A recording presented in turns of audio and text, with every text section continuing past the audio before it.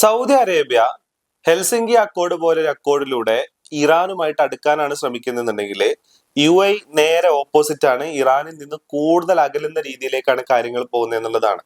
ഇപ്പോ ഇപ്പൊ അടുത്തൊരു ഒരു ഒരു ന്യൂസില് ഒരു വെളിപ്പെടുത്തൽ വന്നേക്കുന്നത് എന്താന്ന് ചോദിച്ചു കഴിഞ്ഞാല് ആക്ച്വലി ഇറാനെതിരെ ആക്രമണം നടത്തിയിട്ടുണ്ട് എന്നുള്ളതാണ്.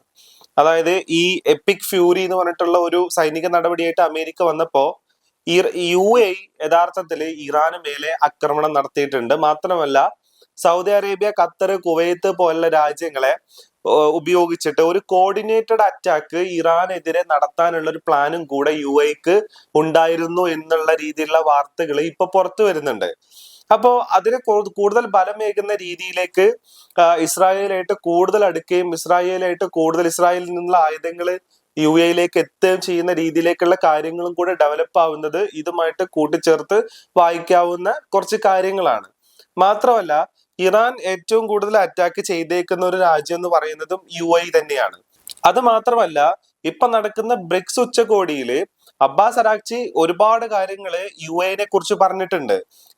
എത്രത്തോളമാണ് ഇറാനെതിരെ വെല്ലുവിളി ഉയർത്തുന്നത് എന്നുള്ളതും അതേപോലെ തന്നെ ഈ പറയുന്ന രീതിയിലുള്ള കോർഡിനേറ്റഡ് അറ്റാക്ക് ഇറാനെതിരെ നടത്താൻ വേണ്ടിയിട്ട് ശ്രമിച്ചതും ഇങ്ങനെയുള്ള കുറെ കാര്യങ്ങള് ഒരു തെളിവടക്കം ഉദ്ധരിച്ചിട്ട് അബ്ബാസ് അരാക്ചി ഈ കഴിഞ്ഞ ബ്രിക്സ് ഉച്ചകോടിയിൽ സംസാരിക്കും കൂടെ ചെയ്തിട്ടുണ്ട് എന്നുള്ളതാണ്. അപ്പൊ അതിന്റെ പുറമെയാണ് ഇപ്പൊ ഈ പറയുന്ന രീതിയിൽ സൗദി അറേബ്യയും അതേപോലെ തന്നെ ഖത്തറിനെല്ലാം കോർഡിനേറ്റ് ചെയ്തിട്ട് ഒരു കോർഡിനേറ്റഡ് അറ്റാക്ക് ഇറാനെതിരെ നടത്താൻ വേണ്ടിയിട്ട് ഭാഗത്തു നിന്നുള്ള ശ്രമം ഉണ്ടായത്. എന്നാൽ അങ്ങനെ ഒരു അറ്റാക്ക് നടത്തുക എന്നാൽ ഖത്തർ ഈ പറയുന്ന സൗദി അറേബ്യ പോലെയുള്ള ആൾക്കാർ കുറച്ചും കൂടെ അറ്റാക്ക് നടത്താണ്ട് കുറച്ചും കൂടെ ഒരു സംയമനം പാലിച്ച് നിലനിൽക്കുകയും കൂടെ ചെയ്തു എന്നുള്ളതാണ്.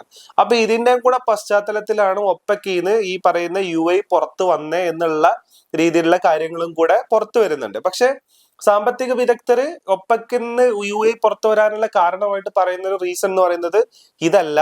അവര് പറയുന്ന റീസൺ എന്ന് പറയുന്നത് ഇപ്പോ ലോകം ആൾട്ടർനേറ്റീവ് ആയിട്ടുള്ള എനർജിയിലോട്ട് മാറിക്കൊണ്ടിരിക്കുകയാണ്. അതായത് ഇപ്പൊ സോളാർ പവറും അതേപോലെ തന്നെ ഇലക്ട്രിക് പവറും ഒക്കെ ഉള്ള അത്തരം പവറുകളിലോട്ട് ആൾട്ടർനേറ്റീവ് സോഴ്സസിലോട്ട് ലോകം മാറിക്കൊണ്ടിരിക്കുകയാണ്. അപ്പൊ ഈ ഒരു സാഹചര്യത്തില് ഇപ്പൊ കയ്യിലുള്ള ഓയിലിനെ മാക്സിമം കുഴിച്ചെടുക്കുകയും അതിനെ മാക്സിമം ഇന്റർനാഷണൽ മാർക്കറ്റിൽ വിറ്റഴിച്ച് അതിൽ നിന്നും സാമ്പത്തിക ലാഭം ഉണ്ടാക്കിയെടുക്കാനും വേണ്ടിയിട്ടുള്ള ശ്രമമാണ് ഇപ്പൊ ഈ ഒപ്പക്കെന്ന് പുറത്തു പോകാനുള്ളതെന്നും സാമ്പത്തിക വിദഗ്ധർ പറയുന്ന ഒരു റീസൺ എന്ന് പറയുന്നത്. എന്നാൽ ആ ഒരു റീസൺ മാത്രമല്ല, അത് ആ ജിയോ പൊളിറ്റിക്സുമായിട്ട് കണക്ട് ചെയ്ത് കിടക്കുന്ന ഒരു കാര്യം കൂടിയാണ് ഒപ്പക്കി എന്നുള്ള പുറത്തു പോലെന്നുള്ളതാണ്. മാത്രമല്ല ഇതുമായിട്ട് കണക്ട് ചെയ്യേണ്ട വേറൊരു കാര്യം എന്ന് പറയുന്നത് ഇപ്പോ യുടെ ഫുജൈറ ഫോർട്ട് ഉണ്ട്. അതായത് ഈ ഹോർമൂസിനെ ടാക്കിൾ ചെയ്ത് അല്ലെങ്കിൽ ഹോർമൂസിനെ മറികടന്ന് പോകാൻ പറ്റുന്ന രീതിയിലേക്ക് ഫുജൈറ ഫോർട്ട് ഉണ്ട്. ഫുജൈറ ഫോർട്ട് എന്ന് പറഞ്ഞാൽ ഹോർമൂസിന് അപ്പുറത്ത് ഈ പറയുന്ന പേർഷ്യൻ ഗൾഫിൽ സ്ഥിതി ചെയ്യുന്ന ഒരു പോർട്ടാണ്. അപ്പൊ ഈ പോർട്ടിലേക്ക് പൈപ്പ് ലൈൻ വഴിയാണ് ഇവര് ഓയിൽ എത്തിക്കുന്നത്. അപ്പൊ മറ്റൊരു പൈപ്പ് ലൈൻ പദ്ധതി കൂടെ, അതായത് വളരെ വേഗത്തിൽ കൂടുതൽ ഓയിൽ എത്തിക്കാൻ പറ്റുന്ന രീതിയിലുള്ള ഒരു പൈപ്പ് ലൈൻ പദ്ധതി കൂടെ ഇപ്പോ രൂപകൽപ്പന നടത്തിയിട്ടുണ്ട്. അതായത് ഈ പൈപ്പ് ലൈൻ പദ്ധതി ഓൾറെഡി നടന്നുകൊണ്ടിരിക്കുന്നതാണ്. അപ്പൊ അത് വേഗത്തിലാക്കാനുള്ള നടപടി സ്വീകരിക്കണമെന്നും കൂടെ ഇപ്പോ നിർദ്ദേശിച്ചിട്ടുണ്ട് എന്നുള്ളതാണ്. അപ്പൊ 2027 തുടക്കത്തോട് കൂടെ ഈ പൈപ്പ് ലൈൻ പദ്ധതി നടപ്പിലാക്കാനും അതുവഴി ഫുജൈറ ഫോർട്ട് വഴി മാക്സിമം ഓയിലിനെ വിറ്റഴിക്കാനും കൂടെയാണ് ഇപ്പോ ശ്രമിച്ചുകൊണ്ടിരിക്കുന്നത് എന്നുള്ളതാണ്. അപ്പൊ ഇത് മുൻകൂട്ടി അറിയാവുന്ന ഇറാൻ ഇപ്പോ നേരെയുള്ള അറ്റാക്കുകൾ നടത്തുമ്പോൾ ഇപ്പൊ യിലുള്ള അമേരിക്കൻ എസ്റ്റാബ്ലിഷ്മെന്റുകൾക്ക് നേരെയോ അല്ലെങ്കിൽ യിലുള്ള ആമസോണിന്റെ ഈ പറയുന്ന ഡാറ്റാ സെന്ററുകൾക്ക് നേരെയോ മാത്രമല്ല ഇറാന്റെ അറ്റാക്ക് ഇപ്പൊ ഉള്ളത്. ഇപ്പൊ ഇറാൻ അറ്റാക്ക് ചെയ്യുന്നത് ഫുജൈറ ഫോർട്ടിനെയും കൂടിയാണ്.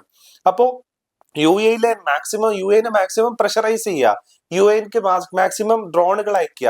അപ്പൊ ഈ ഒരു പ്രഷർ ടാക്ടിക്സും കൂടെ ഇതിനെ മറികടക്കാൻ വേണ്ടിയിട്ട് ഇറാൻ ഉപയോഗിക്കുന്നു എന്നുള്ളതാണ്. അപ്പൊ ആ റീജിയന്റെ മൊത്തത്തിലുള്ള ഒരു പൊളിറ്റിക്സ് മാറാൻ പോവുകയാണെന്നുള്ളതാണ്. സൗദി അറേബ്യ പാകിസ്ഥാനോടും അതേപോലെ തന്നെ ഇറാനുമായിട്ട് ഒരു കരാറിലേക്കൊക്കെ എത്താൻ വേണ്ടിയിട്ട് ശ്രമിക്കുന്ന സമയത്ത് കൂടുതലായിട്ട് അമേരിക്കയോട് അടുക്കുകയും അതേപോലെ തന്നെ ഇസ്രായേലിനോട് അടുക്കുകയും അതേപോലെ തന്നെ ഇസ്രായേലിൽ നിന്നുള്ള അത്യാധുനികമായിട്ടുള്ള ആയുധങ്ങൾ യിലേക്ക് എത്തുകയും ചെയ്യുന്നു എന്നുള്ളതാണ്. അപ്പൊ ഇറാന്റെ ആക്രമണങ്ങൾ പ്രതിരോധിക്കാൻ വേണ്ടിയിട്ട് സ്വയം സജ്ജമാവുന്ന രീതിയിലേക്ക് കൂടുതൽ ആയുധങ്ങൾ എത്തിച്ചിട്ട് സ്വയം സജ്ജമാവുന്ന രീതിയിലേക്ക് യു എ മാറുന്നു എന്നുള്ളതാണ്.